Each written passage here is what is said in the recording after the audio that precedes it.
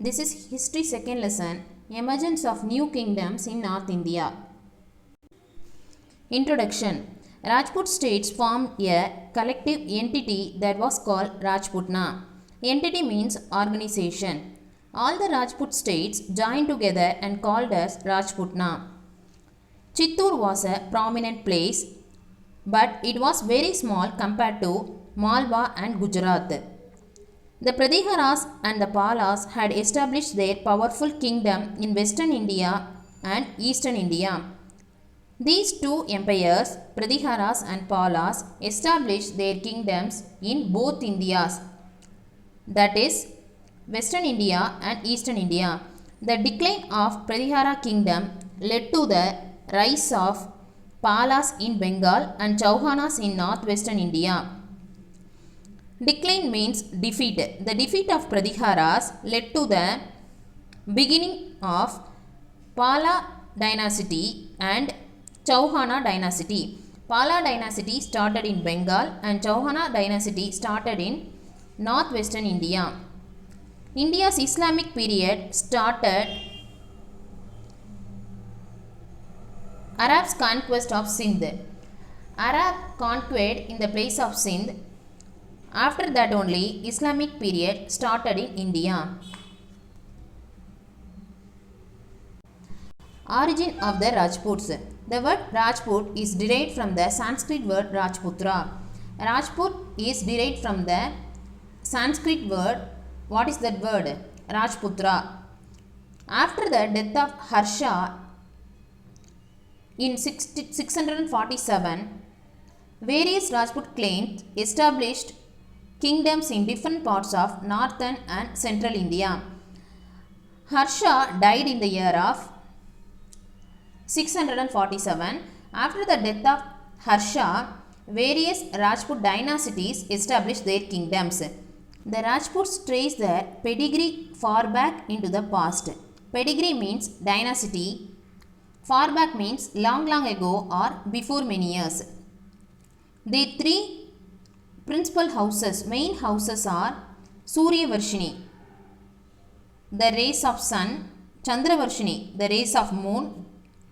We already know Suryan means sun. Okay, so Suryavarshini is the rays of sun. Chandravarshini, Chandran is the moon. So Chandravarshini, the rays of moon.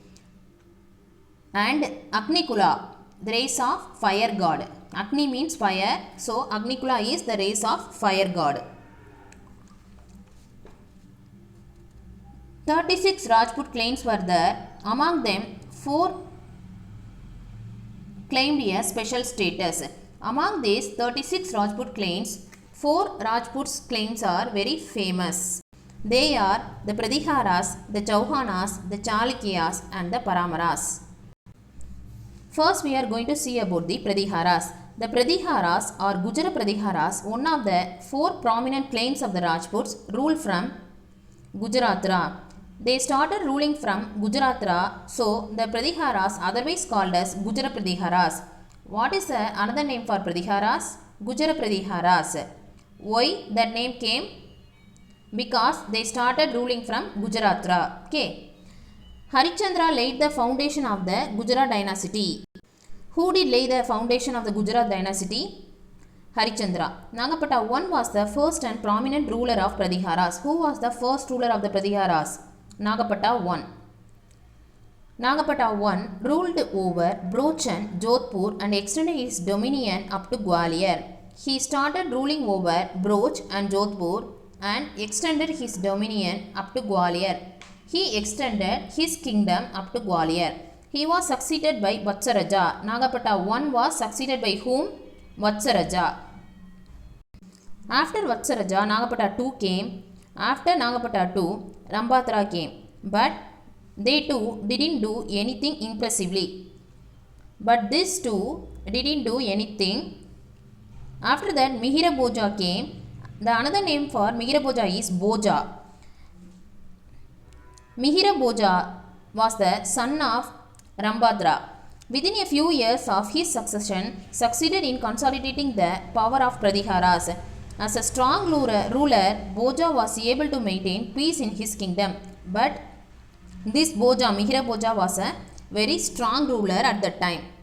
Now the Pratiharas turned their attention towards the east. They ruled over a large part of Rajasthan and Malwa. These Pratiharas now started ruling Rajasthan and Malwa.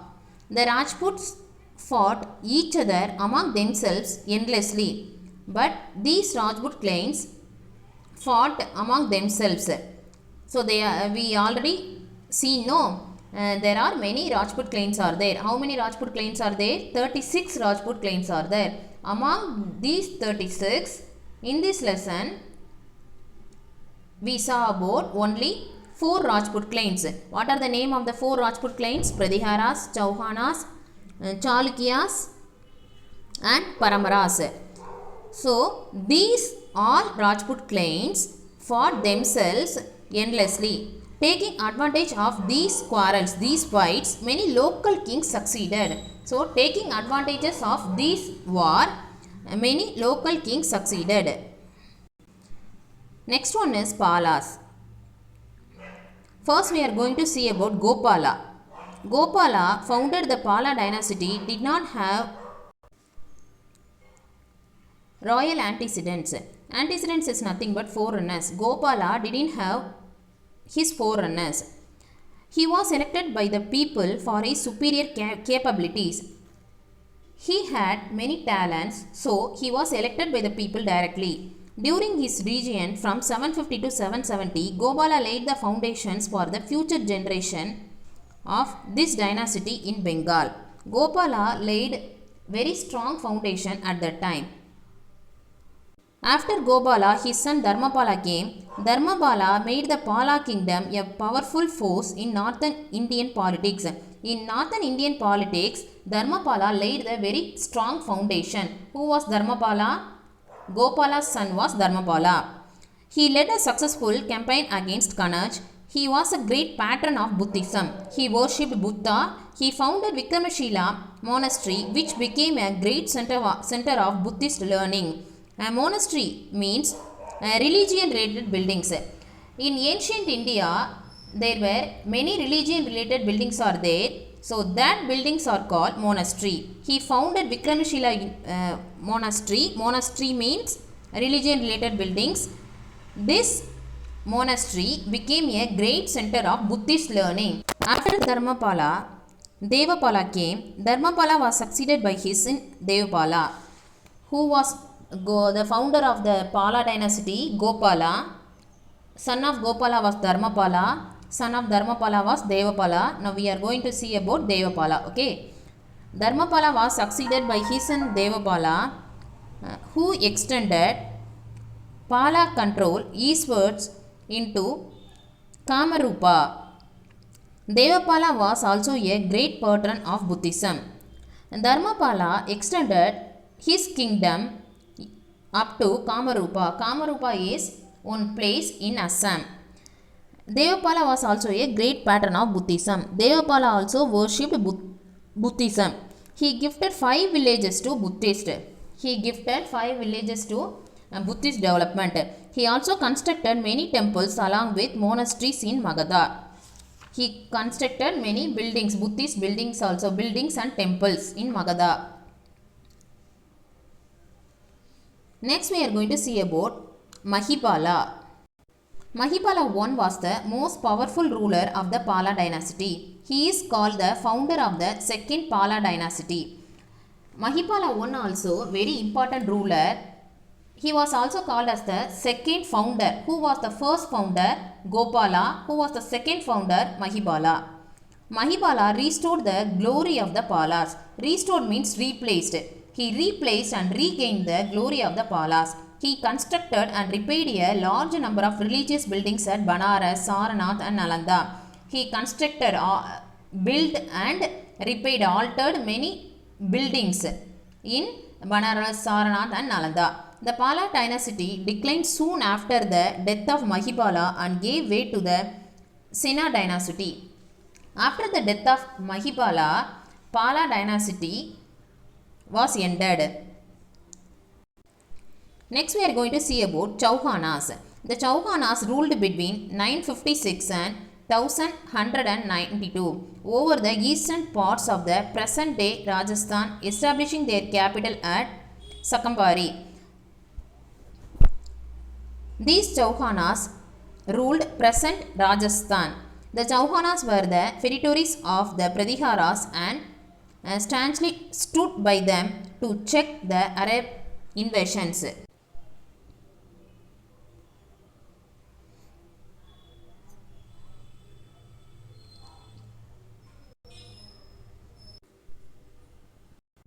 Contribution of Rajputs to art and architecture.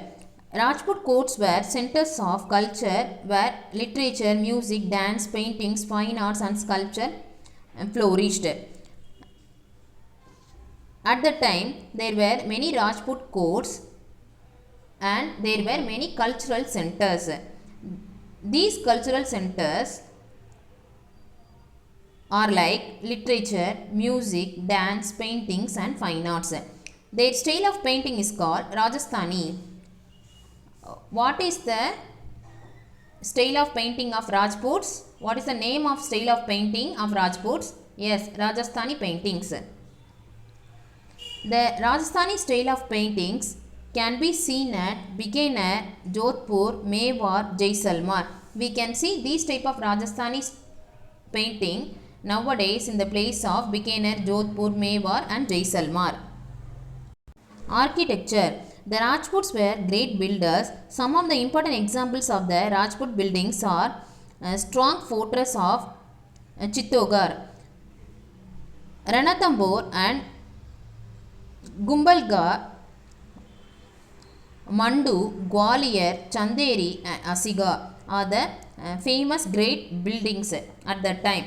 The examples of domestic architecture of the Rajputs are the palaces of Mansingh at Gwalior, the buildings at Amber and lake palaces at Udaipur. These all are the famous domestic architecture. Many of the Rajput cities and palaces stand among the hills, in forts or by the side of beautiful artificial lakes. So many of these Rajput cities are built among the hills and in forts and beautiful or artificial lakes. The temples in Khajuraho, the Sun Temple in Konark, the Dilwara Jain Temple constructed in Mount Abu and Gandhariya Temple at Madhya Pradesh are illustrated examples of their architecture. They built many temples also. The famous and important temples are Khajuraho Temple, Sun Temple in Konark and Dilwara Jain Temple constructed in Mount Abu and Gandhariya Temple at Madhya Pradesh. These all are the famous temples. These all are illustrated great examples of their architecture. The Khajuraho in Bundelkhand has 30 temples. In one place, Khajuraho had how many temples? 30 temples. The chikaras of the Khajuraho temples are most elegant. Elegant means stylish. They built very stylish model types of temples. The exterior and interior part of the temples are adorned. Adorned means decorated. The exterior part and interior part are decorated. These temples are dedicated to Jain Tirthankaras and Hindu deities like Shiva and Vishnu. They built these temples for Jain Tirthankaras and Shiva and Vishnu. There are 16 Hindu and Jain temples at Uzian, which is 32 miles away from Jodhpur. This place is 32 miles away from Jodhpur. In this place, there are 16 Hindu and Jain temples are built. The Jain temple at Mount Abu has a white marble hall and a central dome of 11 concrete rings and richly carved vaulted ceilings and pillars. The Jain temple in Mount Abu has a white marble. This temple fully built by white marble and a center dome. One dome is there. Dome means in the cone shaped building. 11 concrete rings and richly carved valued ceiling and pillars. These temple built in very rich way.